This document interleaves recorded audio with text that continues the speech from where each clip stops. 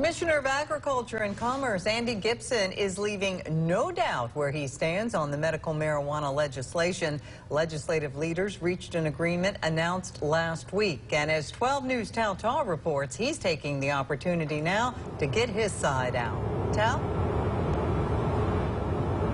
That's right, Melanie. Commissioner Gibson repeatedly said that the latest legislators' version of a medical marijuana bill is not what the people voted for, but it's the only one that we have now, taking a jab at legislative leaders for what he calls a bill drafted behind closed doors.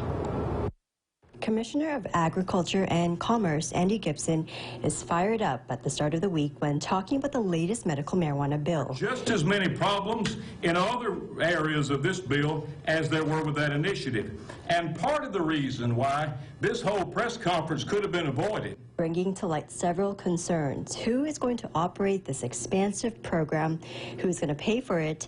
And how much is it going to cost the taxpayers? Multiple agencies are in charge of the program, including the Mississippi Department of Agriculture and Commerce. And Gibson is against that. The State Department of Health also has a role. Gibson favors medical marijuana to be put under the State Department of Health for reasons he says it's a medical issue.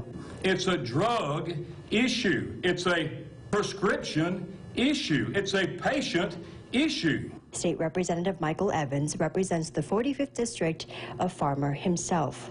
I'm not a big supporter of marijuana, but I understand if the people want it, then that's what we should do. We should do what the people want. The medical marijuana proposal now awaits the governor's action. I can't understand why the governor dragged his feet on getting this done. If anything, Gibson says he's considering legal action. Would I consider legal action? And the answer, of course, is yes. We have to consider all of our options. It's not what the people of Mississippi elected me to do, to be the marijuana kingpin of the state of Mississippi. Now, Gibson noted he has met with legislative leaders over the weekend up until today to go over the draft legislation, adding that as of right now, there have been no talks from Governor Reeves if and when a special session will be underway. Live at the Department of Agriculture and Commerce, Tal Tal 12 News.